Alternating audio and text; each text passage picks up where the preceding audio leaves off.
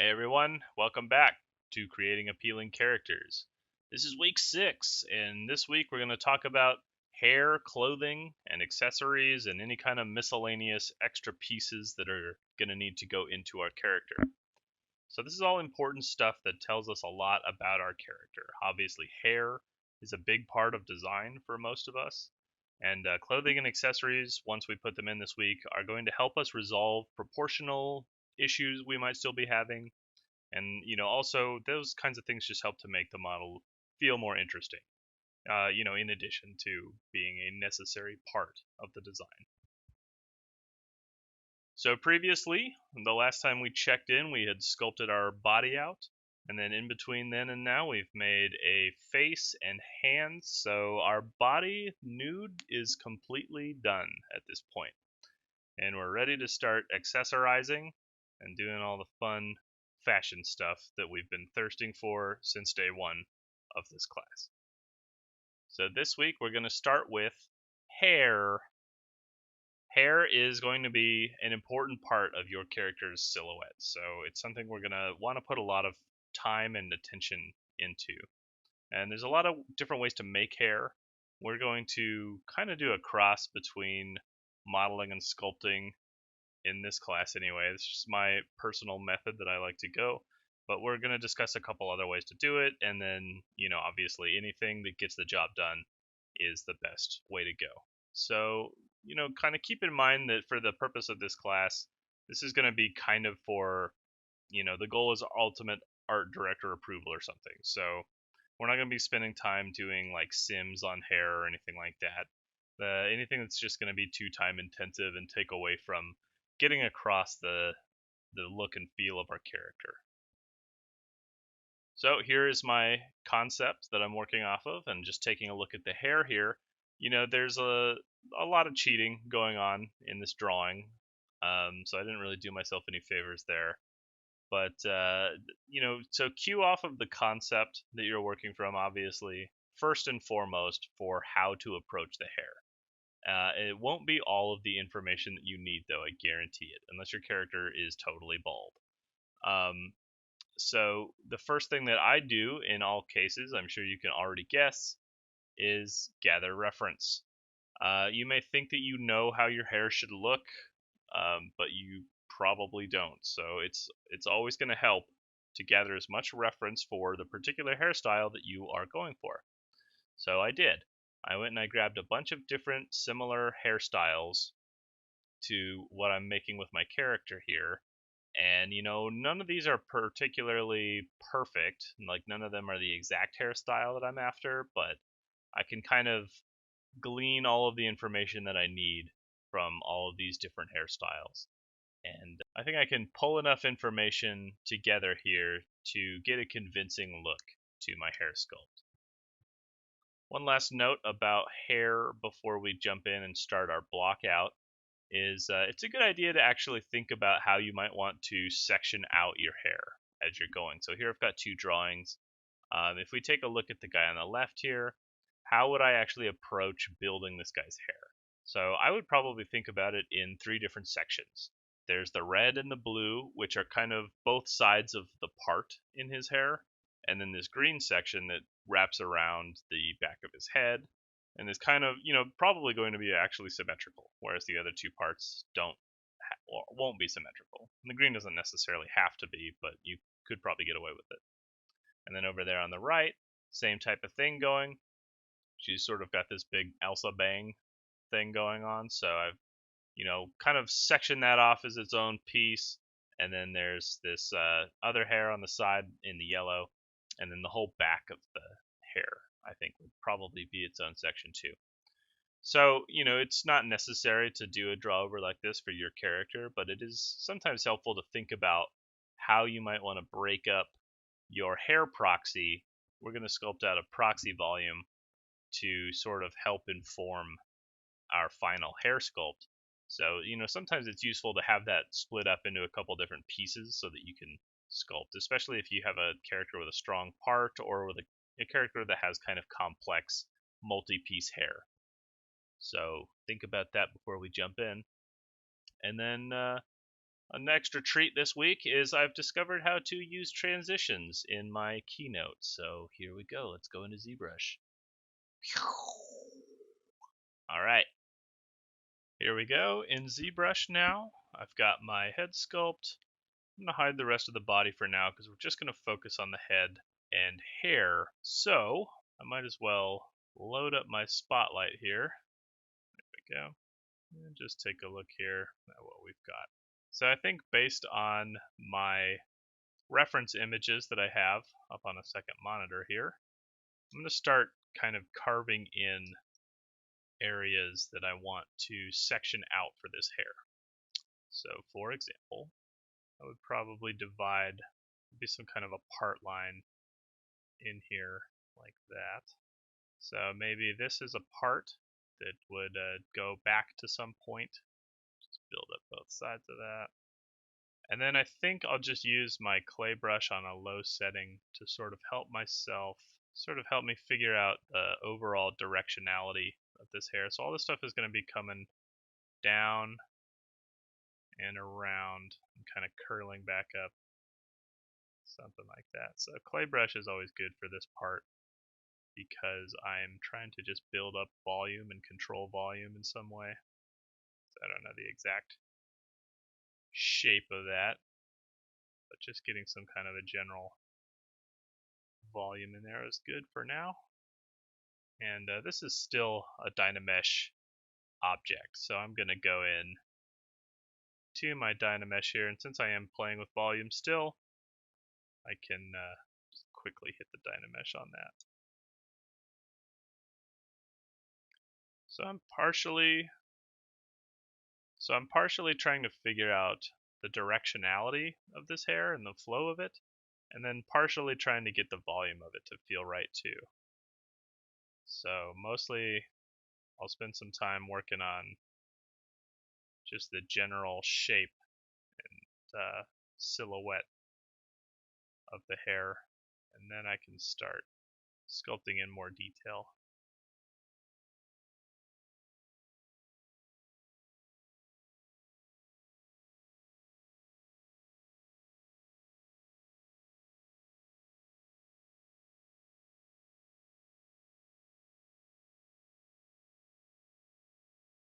Very easy to cheat hairstyles when you're only doing a drawing, or when you're just doing a drawing from one angle, like I have done. You know, it's possible that maybe the drawing wasn't fully researched to quite the extent that it should have been, but that's why we're doing it right now.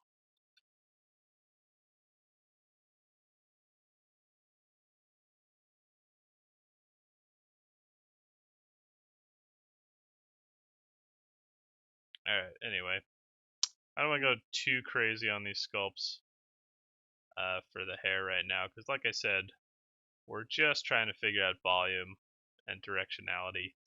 Just get the general hair working.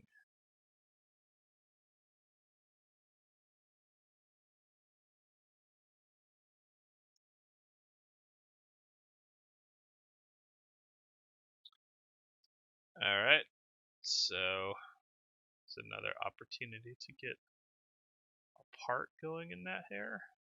So that just might be one long section right there. So the way I'm thinking about that is, you know, obviously all this hair here that kind of poofs up over her forehead is running straight back along there. We've got this part over here, just kind of a swoop to it, and then it goes straight back and down into her little roll on the back there. And then over here we've got the same type of thing, but just on the other side. So it's kind of three chunks of hair that are going to meet up somewhere back here. I guess we could do maybe something like that just as my divisions. Then pinch that back together. I don't always divide up hair, but I think it might be a good exercise for this week. Just pinch that stuff together again. Don't want it to actually be a part just want it to separate for me, which will make using hair tubes on it much easier. Let's get this a little bit more square from the back. And then I just want to check some volumes as I move around, check some silhouette angles. Good opportunity to plus that silhouette with your hair if you can. Alright, silhouette seems pretty good for the most part. Now I just want to get some of these interior details maybe a little bit better. I'm going to increase my resolution. And I'll just use this to kind of sculpt out some of the major features, the sort of hero strands of the hair. And, you know, there's really no right or wrong way to do this. There's definitely cleaner ways, I'm sure. There's a better approach. There's always a better approach. But I'm treating this as kind of a sketch for my overall volume. And then being able to get some of this detail in here is nice because it's going to inform my hair tube shapes that I'm going to sculpt later. I'd like to get some of this breakup at the hairline so it doesn't just feel like a total helmet. But I'm not going to go too crazy on that just because all this detail will be thrown away. It's feeling a little poofy overall, but maybe I kind of like it. Very big. So I'll try to make the asymmetry of the hair kind of interesting. Let's see if I can get some of this silhouette that's happening over here because it's so prominent on the design that I kind of like the way that it makes it look, but it's tough because that's kind of a very cheating angle that you wouldn't really be able to see that hair on the side of her head. But we can make it so that as you rotate around, you start to see a little bit more of that. Maybe if I start this part line up higher, it kind of helps. Try going super straight with that. Yeah, that's kind of working.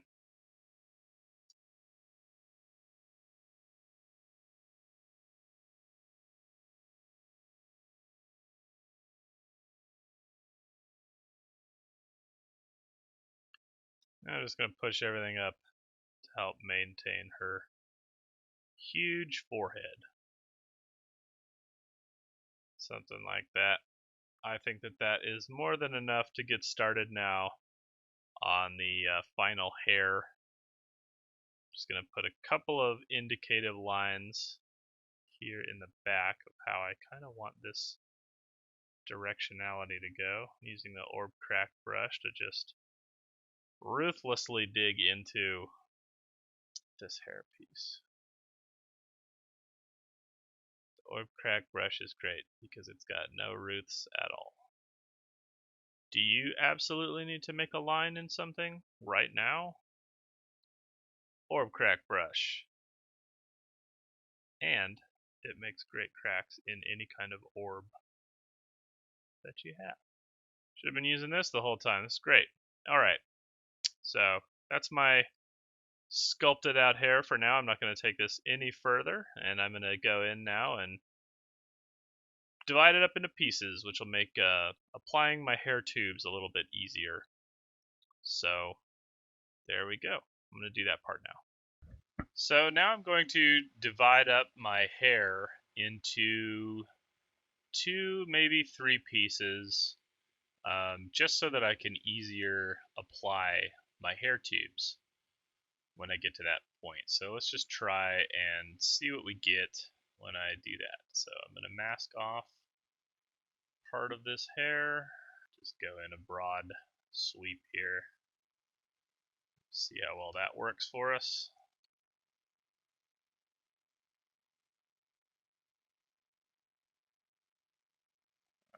Okay, so maybe something like that.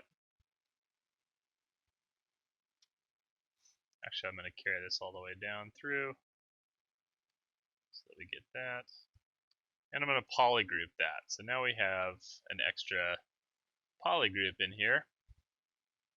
I'm going to try this method over here now to get this little round bun thing. Basically anywhere where this hair is going to become a separate part, or like a divided up.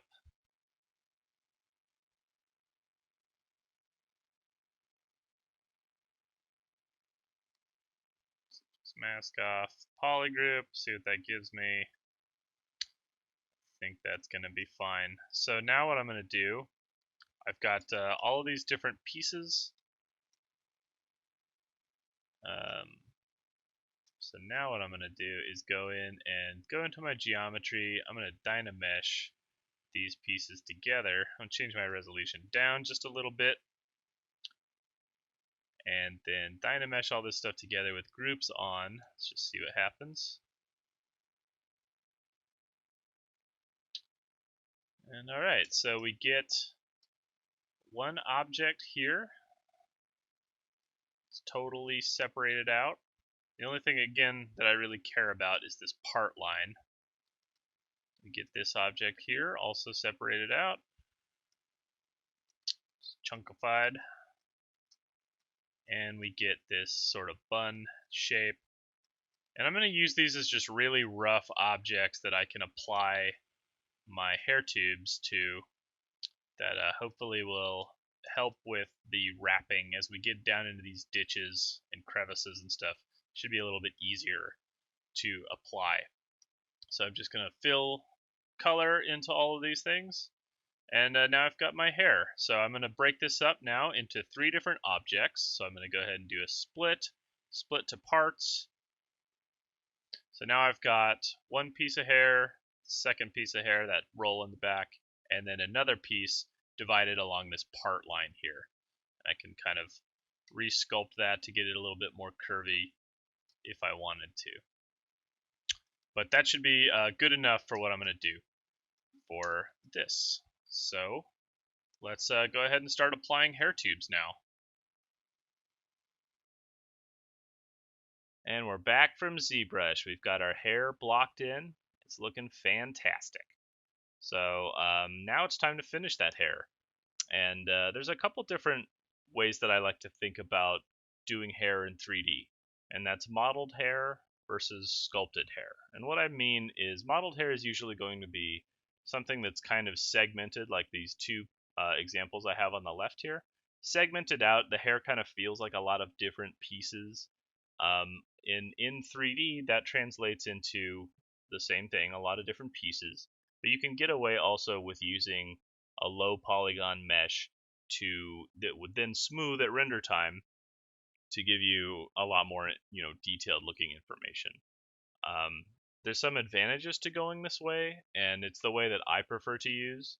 But depending on the style of your character, it might be more pertinent to go towards a sculpted looking hair like the one on the right. It's usually going to be one big volume, or it's not broken up into the same amount of striations and parts that a modeled hair would.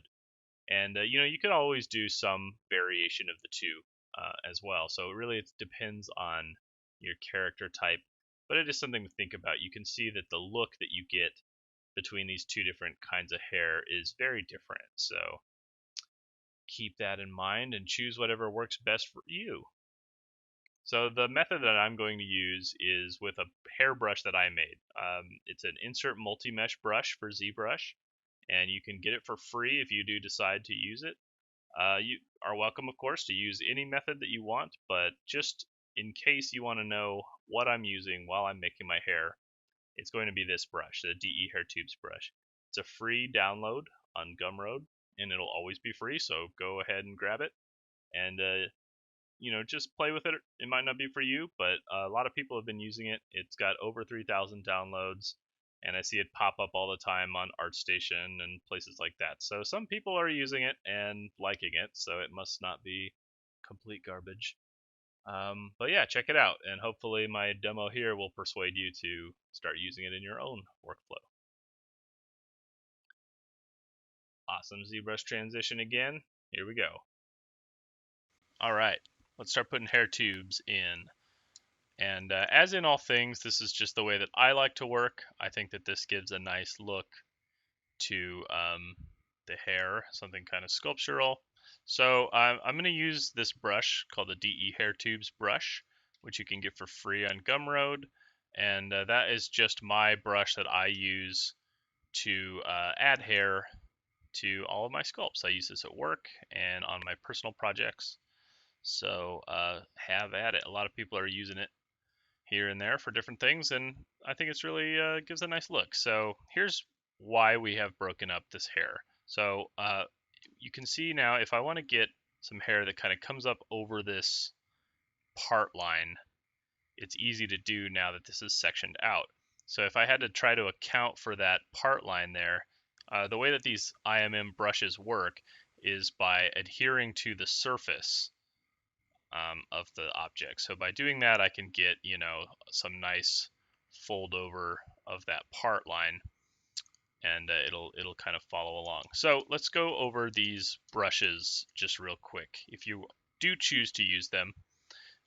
So load up the brush, and then if you press M, you get all of these different brush options, and these are all of the different hair profiles that I've got in here. So like for example, if I just choose the thick A and then draw that onto the character, it's going to draw thick A out. Now with that curve still live, I can actually change the brush type by pressing M, choosing a new brush, and then clicking that curve, and it's going to change that brush. I can also do the same if I change my size and click on that curve again. It'll update the size of the tube that's been drawn out. So you'll notice that it's kind of drawing in reverse right now. So what I want to do is go into my stroke palette, go down to curve, curve modifiers. Here you've got the curve fall off.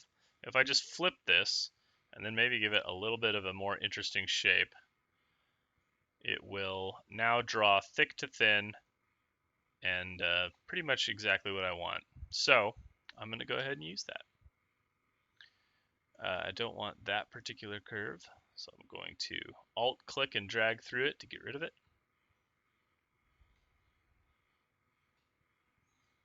And I'm going to start blocking out some hair on here now. So one other thing to note is that under your brush settings, you've got a depth slider. So if I don't want to add a lot of volume, I'm just going to lower that depth slider down so that when I draw my hair curves onto here, I'm not getting a lot of extra thickness. So that is something that you might need to adjust on a per curve basis. So if I go to my thick tubes here, and then change my brush depth, and then tap that again, it's going to recess that tube into the surface. So maybe I just want it recessed a little bit. And then I can just kind of drag these into place like that. So I'm going to go ahead and place some more of these curves.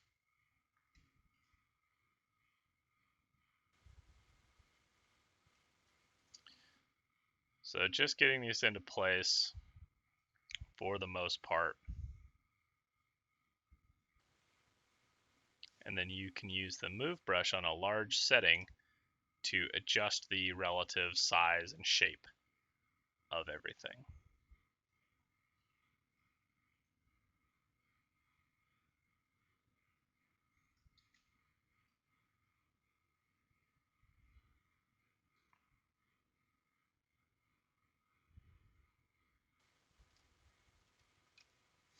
I'm going to change that background object color just so it's not so distracting. So I can tell which curves I've drawn out and which ones I have are my sketch object. So I might use like these thin curves, or tubes I should say, to sort of add accent here and there, or to make it feel as though some of these tubes are broken up a little bit more.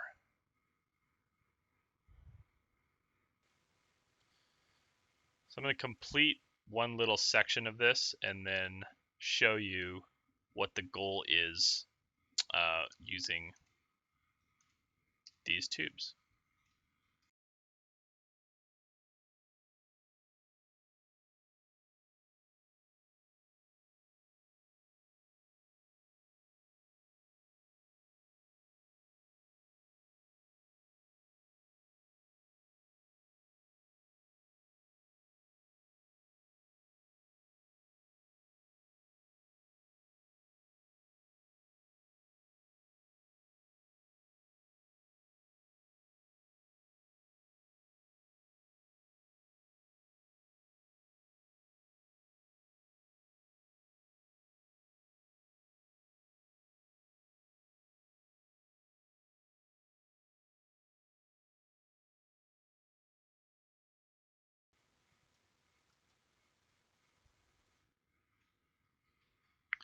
Alright, so let's just see where this gets me. I'm going to auto group everything so that all of my hair curves are in separate, or my hair tubes are in separate polygroups. I'm going to hide the sketch and split it off. So I still have it in there, but it's hidden right now. Turn off polygroups and just hit D for a quick divide. Now I've got a lot of low res tubes that when subdivided like they are, hopefully will give me this nice, clean look to the hair. Now it's hidden. Oh, okay, I see. So I'm going to split hidden again and hit divide just to preview that. Change that color to something else. So you can see what that's kind of doing.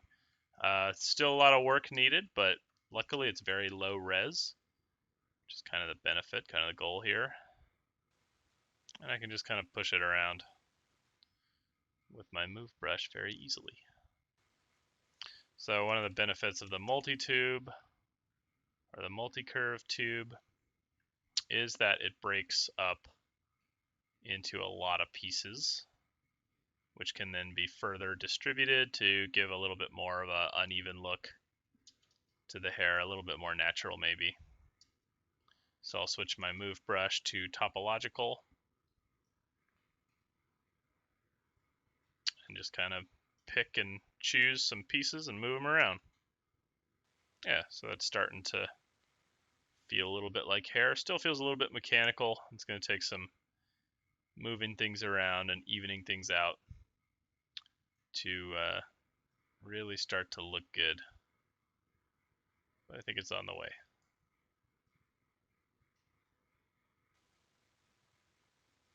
So make sure to compare often with your old hair sculpt just to make sure that you're still on model.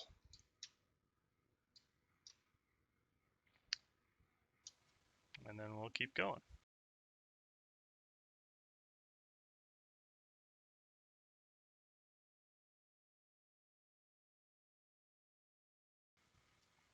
I'm not super happy with this multi-curve that I added, so I'm going to delete it. Just go in to all the pieces and take it out. Do a delete hidden. I'll bring back my proxy here. Go back to work on that one. Really want to get the character of that swoop feeling right.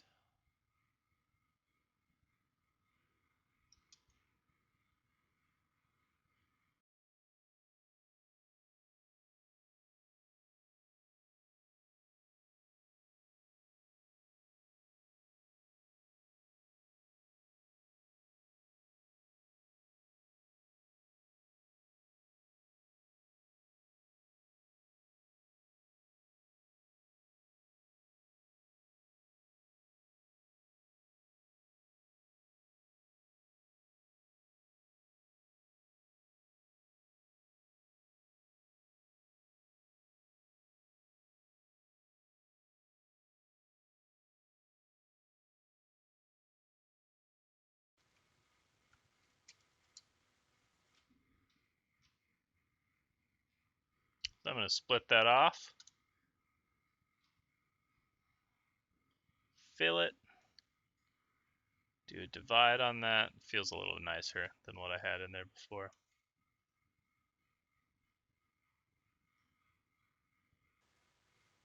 and then fix. So move around and make your adjustments wherever needed. Maybe hide this sketch so I can see what's going on. And that's pretty much it. I just start to move stuff around until I like the way that the pieces are overlapping, until they feel good. And then I would suggest getting these all part of the same subtool pretty soon, just so we're not having too many different subtools that are all the same color floating around. Can make it difficult. And then you see how squared off these ends are? I might try to like bring several different hair tubes together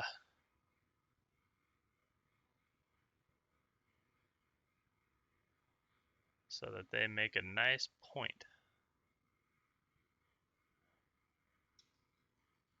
And then you can go in, whoops, don't Dynamesh it. Make sure you turn off Dynamesh. You can go in and mask off that point at the end. Just scale that real tight.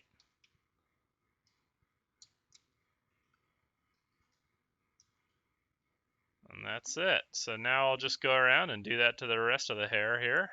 It's going to be kind of a time-consuming process depending on how much hair your character has. So, maybe some parts of your hair might be a sculpt where you just kind of keep going with your Dynamesh and Z-Remesh hair, or however you did it. And then maybe some parts that need a little bit more detail or a little bit more control and separation could be hair tubes. The world is your burrito, so I hope it's tasty. Alright, so we're going to jump ahead to a more completed version of this hair now. Alright, so skipping ahead here, we've blocked in a little bit more of the hair, just using my underlying sculpt as a guideline. You can see that there's still quite a few areas here that we need to keep working on. So I'm going to keep doing that. Alright, so now we've got all of the hair blocked in and ready for a little bit of finesse and sculpt to go in and break up some of these areas where things are starting to IP a lot and look kind of messy. For the most part, I think it looks pretty good, but I'm just going to go in and clean up a couple areas, maybe add a couple little extra details and things like that, and then I'm done with my hair. And at the end of the day, we've got hair that's fairly low res. It's very easy to resculpt and move this stuff around. We can use our Z modeling tools and things on it. And even if we wanted to, at this point, we could also go ahead and combine all this stuff together, Dynamesh it or whatever, to get a useful sculpting mesh to start from if we wanted to go in and actually do some more sculpting on this hair too. So I find this method of making hair to be very versatile and useful, and I think that it looks pretty good. It's, it doesn't look like just a big mass sitting on top of the head, and we get like a nice sculptural quality to it. So that's it for the hair. I'm just going to keep kind of tweaking and refining things this week and next week on the hair, and let's move on to some clothing and stuff. Wow, what an incredible time we had sculpting that hair. So everything is looking just amazing. Now let's move on to clothing and costuming. So clothing, obviously that's a huge important part of how your character looks. If your costuming is bad, it's going to be noticed. To avoid this, always default to the simplest, most direct way of making stuff, and I'm deadly serious about that. Build everything not exactly, but build everything the way that it would be constructed normally. So, we want to make sure that if we're making clothing, that it's, there's a reason that clothing is made using a pattern like this. There's a specific way that these pieces are assembled to get a look. And so when you're modeling something, try to keep that stuff in mind. So just taking clothing as an example, I would always keep in mind where my seams are going to be and make sure that, my arms are socketing into the seams where they should. And, keep in mind like the seams that might be running down the inside of the arm, the inside of the leg, stuff like that. So I always try to build my clothing as low res and as close to the actual real life, um, you know, object as it can possibly be. And that goes for all accessories.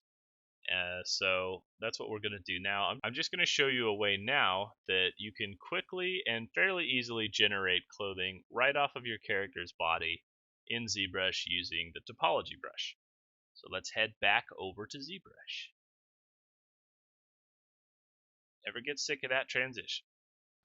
So now it's time to make a shirt, make some clothing for this character in general. So I'm going to show you a way that I like to use ZBrush to do that. And it's a pretty quick way as long as you can kind of get a handle on the weirdness of this tool. But I like to use a tool called the topology brush. But first things first, we've got a body mesh here with a lot of subdivision levels on it. I'm just going to go down to maybe like a lower subdivision level, but not all the way low, not all the way high either. Somewhere in between. And then what I'm going to do is let's make a shirt for this character. So I'm going to delete lower, delete higher. Actually, before I do that, duplicate this off. We don't want to ruin our old body mesh. And we're just going to call this trash for now. And we're going to delete lower, delete higher, and then we're going to go in and just cut off all of the pieces of this that we don't need to see, just to make it easier for ourselves. So we'll just cut all of that stuff off. I'm going to go ahead and delete hidden. All right, so now we've got a mannequin basically that we can generate a mesh on top of. So go to your brush palette and then T and then O for topology.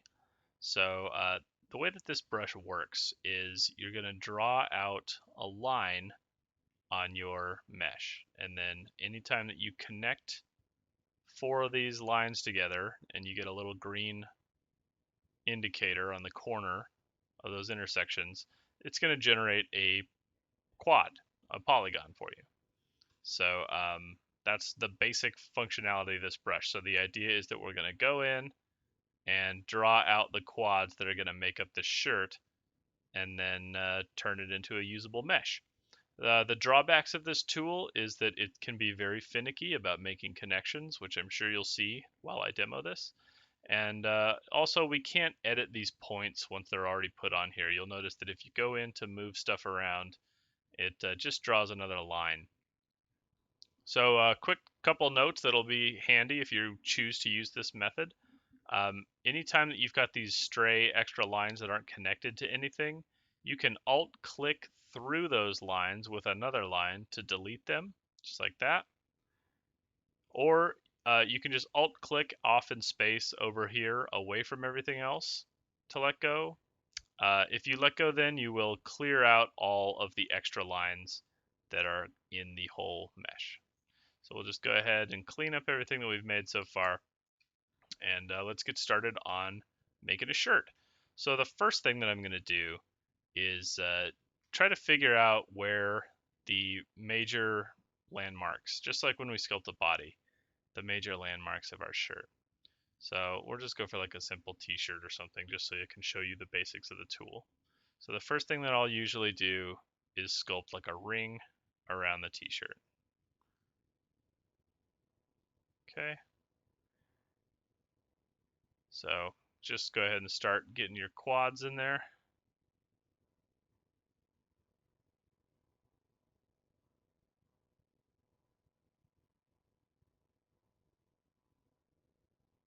All right, so we can clean that up now. So now we've got a ring around where the neck's going to go. And the next thing that I'll do maybe is draw in a ring where the sleeve will connect.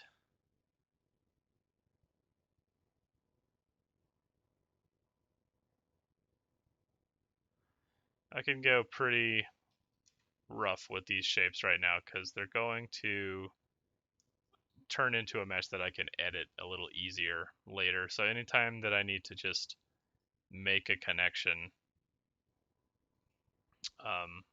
I'll just kind of draw whatever I need to make these rings happen.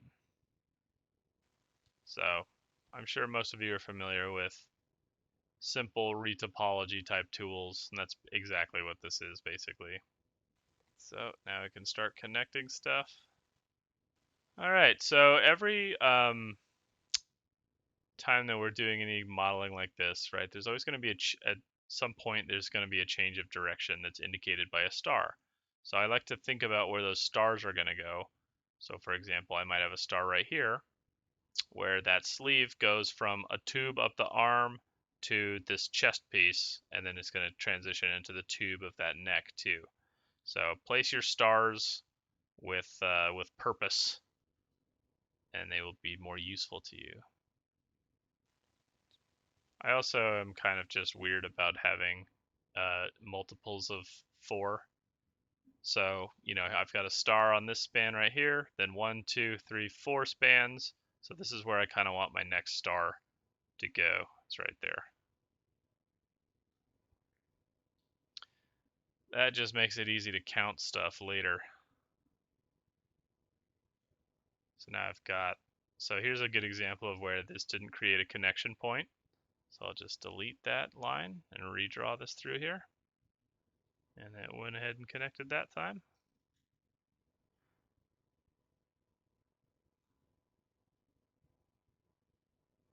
There we go. So fixing stuff is a very real part of this tool. So I've got 4 spans. Now I'll get another star going across. Just keep this going. So here's my star. 1, 2, 3, 4 spans. There's my next star. I can just connect it straight up into these already existing spans.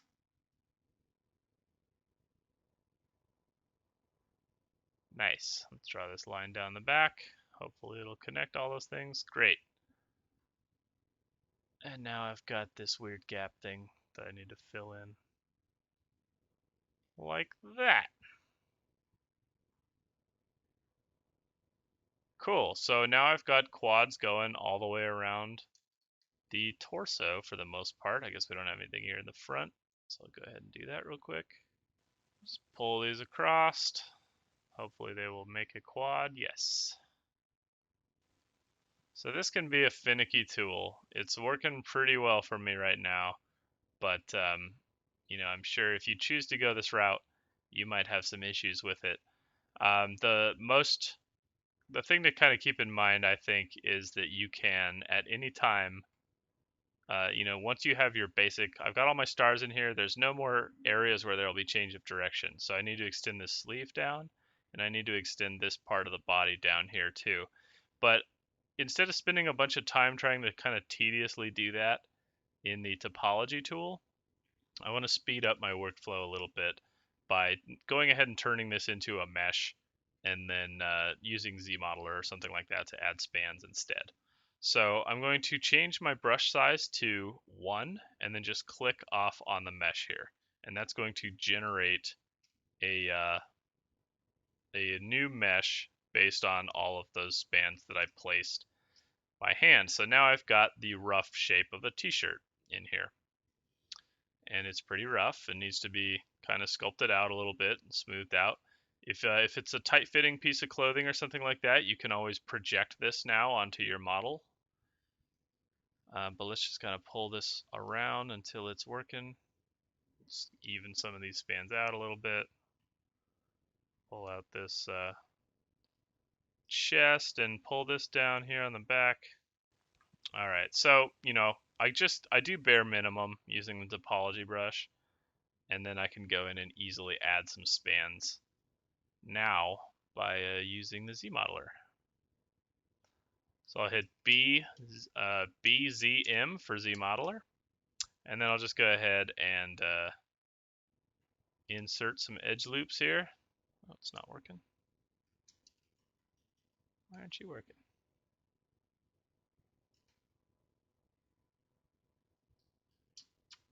Oh, okay. So yeah, ZModeler won't work if something is hidden. So I don't need this body mesh right now. So I'm going to go ahead and split that shirt off. And then pull it out so I can see what's going on. Switch back to my ZModeler and add some spans going up and down the back here. So we can get some extra resolution. Add some spans here on the bottom of the shirt. So now I can pull this down quite a bit. Fill in whatever space I need to.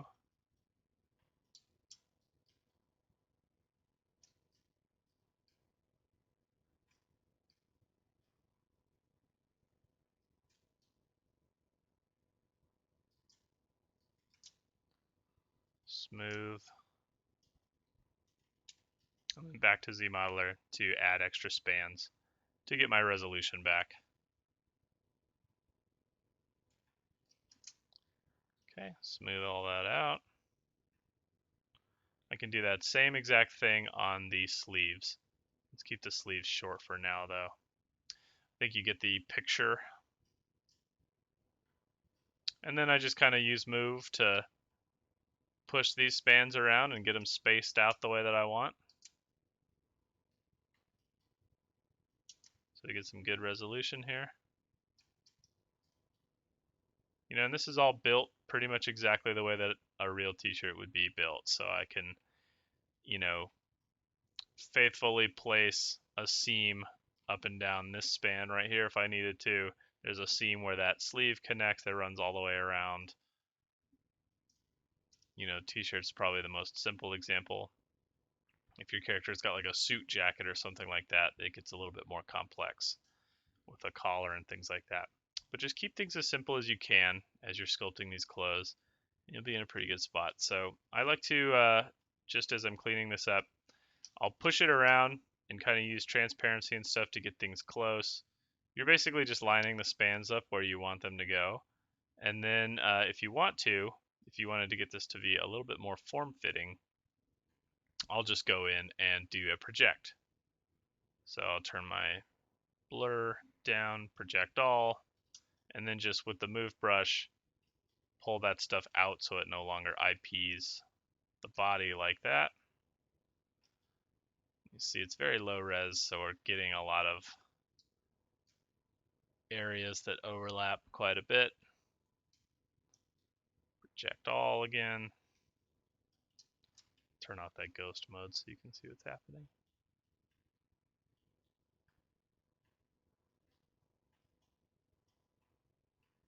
And then I just pull stuff out, smooth it out a little bit. And now when I press D, it's I'll change the color of that real quick. Whoops.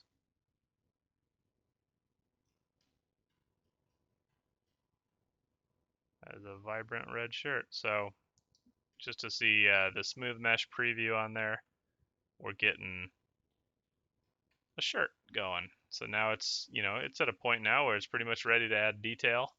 There's a crease going up and down the middle there. That's from the topology brush. Whenever two halves come together, it'll add a crease. We don't really want that, so I'm going to go ahead and go into crease, hit uncrease all, and there's our beginnings of our shirt. Kind of a tank top type of shirt thing going on here.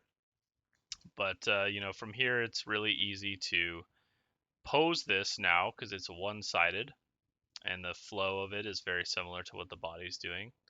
And then later on down the line, when it's time to kind of finalize these objects, I can go in and, you know, using ZModeler again, I can like add a span for the collar there. You know, kind of do something like this or whatever to start getting that extra detail in there of the stitch lines and collars and overlaps and things like that. So when I subdivide now, you know, I'm starting to get, change that color is obnoxious. So now when I subdivide, you know, I'm starting to get a look like it's a real object. Okay, so that's kind of the basics of creating clothing in ZBrush. There's lots of ways to do it, but I think that this is a good method. It's pretty quick once you get the hang of the topology brush, and it makes it easy to build things out the way that it would normally be built. All right, so here's where I'm at with all the characters' clothing. So I found some boots that I had made, but these are made just the same way. I just kind of created them using ZModeler and then went into Modo and built a sole out for the boots. So these boots I just kind of roughed into place. They need a lot of shaping, but they are pretty much ready to go. Let's go back up to our body here. So yeah, here's just a look at, I built all these clothes the exact same way and just kind of placed them in the scene. They're not finessed in any way, but they are ready to go.